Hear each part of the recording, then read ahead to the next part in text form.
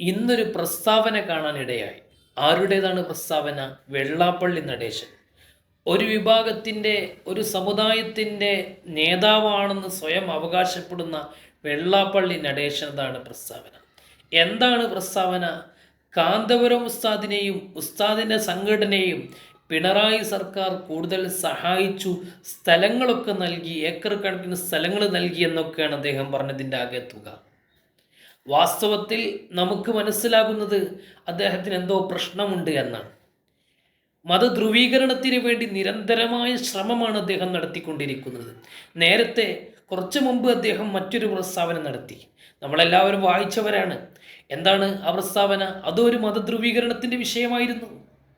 ഹുസൈൻ മടവൂർ എന്ന് പറയുന്ന ഒരു വ്യക്തിയുണ്ട്. മുസ്ലിം വിഭാഗത്തിലെ അത്രത്തോളം കൂടുതൽ ആളുകൾ പരിഗണിക്കാത്ത, കൂടുതൽ ആളുകളും വിശ്വസിക്കാത്ത ഒരു വിഭാഗമാണ് മുജാഹിദ് വിഭാഗം. മുസ്ലിം വിഭാഗത്തിലെ പരിഷ്കാര വിഭാഗമാണ് മുജാഹിദ് വിഭാഗം. ഈ പ്രസ്ഥാനത്തിലെ ഒരു വിഭാഗത്തിലെ, അത് തന്നെ ഒരുപാട് ഡിവൈഡായിട്ട് ഒരുപാട് കഷ്ണങ്ങളായിട്ടുണ്ട്. അതിലൊരു ഭാഗത്തിലെ ഒരു ലീഡറാണ് ഹുസൈൻ മടവൂർ എന്നുള്ളത്. ആ വ്യക്തിക്കെതിരെ ഒരു ആരോപണം നടത്തി.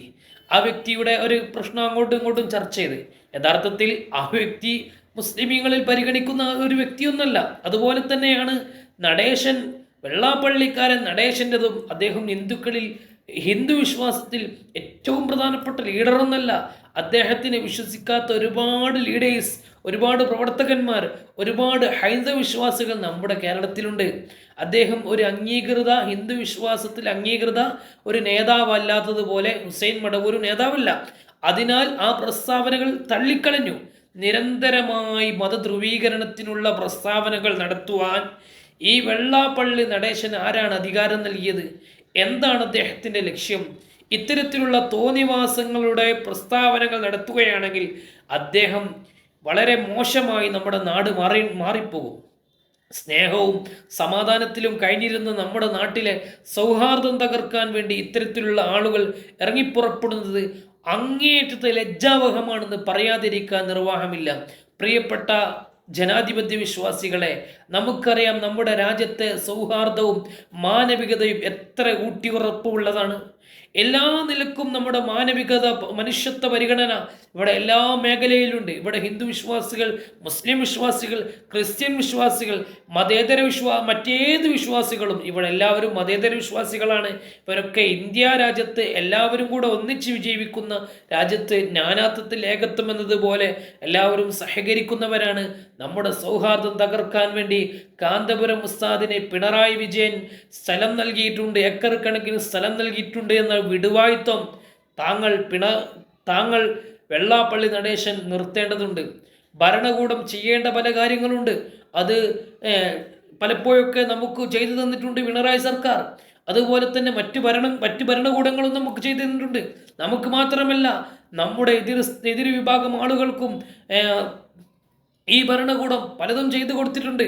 അക്കൂട്ടത്തിൽ നമുക്കും ചെയ്തു തന്നിട്ടുണ്ട്. എന്നല്ലാതെ നമുക്കൊരു സെന്റ് ഭൂമിയോ ഒരു തരി മണ്ണോ സർക്കാരിൻ്റെ വക നമ്മുടെ കേരള മുസ്ലിം ജമാഅത്തിനോ SYSനോ കാന്തപുരം ഉസ്താദിനോ നൽകിയിട്ടില്ല. ഞങ്ങളുടെ സ്ഥലം വാങ്ങി, ആ സ്ഥലം വാങ്ങിയ ഇതിൽ ബിൽഡിംഗ് ഉദ്ഘാടനത്തിനോ അതിൻ്റെ പരിപാടിക്കൊക്കെ മുഖ്യമന്ത്രി എന്ന നിലക്ക്, മന്ത്രിമാരെന്ന നിലക്ക്, MP എന്ന നിലക്ക്, MLA എന്ന നിലക്ക്, മറ്റു പല ഭൗതികപരമായി ജനകീയ നിലക്കൊക്കെ നമ്മൾ വിളിക്കാറുണ്ട് പലരെയും. ആ വിളിക്കുന്നത് കൊണ്ട് അവർ സ്ഥലം വാങ്ങിത്തന്നതാണെന്നും അവരുടെ സർക്കാരിൻ്റെ സ്ഥലം നമുക്ക് തീരെഴുതി തന്നതാണെന്നും ഒന്നും ആരും മനസ്സിലാക്കണ്ട. ബുദ്ധിയുള്ളവർക്ക് അങ്ങനെ മനസ്സിലാക്കാൻ കഴിയുകയുമില്ല. പിണറായി വിജയൻ ആകട്ടെ, ഉമ്മൻചാണ്ടി ആകട്ടെ, അതിന് മുമ്പുള്ള ഭരണാധികാരിയൊക്കെ ആവട്ടെ, ചെയ്യേണ്ടത് പലതും നമുക്ക് ചെയ്തിട്ടുണ്ട്. മർക്കസിനും അതുപോലെയുള്ള നമ്മുടെ സ്ഥാപനങ്ങൾക്കൊക്കെ സഹായം ചെയ്തിട്ടുണ്ട്. അതൊക്കെ ശരിയാണ്. അത് ഓരോ ഭരണകർത്താക്കന്മാർ ചെയ്യേണ്ട കാര്യങ്ങളാണ് ചെയ്തത്. അല്ലാതെ പിണറായി സർക്കാർ നമുക്ക് വാരിക്കോരി തന്നു എന്നുള്ളത് ശുദ്ധൻ നുണയാണ്. നുണ മാത്രം പറഞ്ഞ് പരിചയമുള്ള വെള്ളാപ്പള്ളി നടേശൻ ഇതുകൊണ്ട് എന്താണ് ഉദ്ദേശിക്കുന്നതെന്ന് എനിക്ക് മനസ്സിലാകുന്നില്ല. ഞങ്ങൾക്കൊന്നേ പറയാനുള്ളൂ, ഇതുകൊണ്ടൊന്നും ഞങ്ങൾ കുലുങ്ങുകയില്ല. ഇതുകൊണ്ടൊന്നും മതധ്രുവീകരണം ഉണ്ടാക്കാൻ, വർഗീയത ഉണ്ടാക്കാൻ ഞങ്ങൾ ആഹ്വാനം ചെയ്യുകയില്ല. ഞങ്ങളുടെ നേതാക്കന്മാർ സമന്വയം പാലിക്കാനാണ് വീണ്ടും വീണ്ടും ഞങ്ങളോട് പറയുന്നത്. ഇവിടുത്തെ ഹൈന്ദവ വിശ്വാസികളുടെ നേതാക്കന്മാരും അങ്ങനെ തന്നെയാണ് പറയുന്നത്.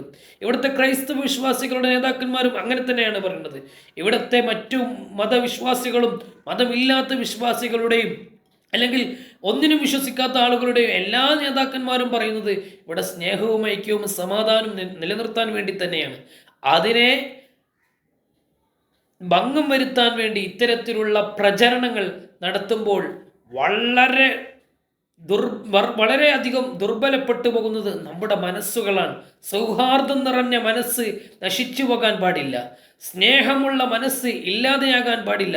നല്ല സംസ്കാരമുള്ള നമ്മുടെ നാട്ടിൽ ആ സൗഹാർദ്ദവും സ്നേഹവും നിലനിൽക്കാൻ ഇത്തരത്തിലുള്ള ആളുകളെ പിടിച്ചു കെട്ടേണ്ടതുണ്ട്, നിയന്ത്രിക്കേണ്ടതുണ്ട് എന്ന് ഓർമ്മപ്പെടുത്തുകയാണ്.